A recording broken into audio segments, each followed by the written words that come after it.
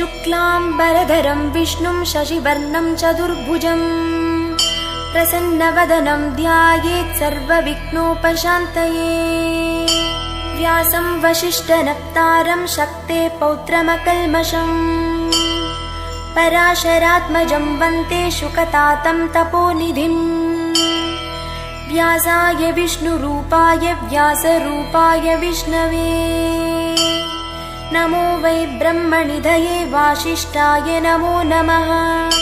अविकाराय शुद्धाय नित्याय परमात्मने सदैकरूपरूपाय विष्णवे सर्वजिष्णवे। ॐ नमो विष्णवे प्रभविष्णवे।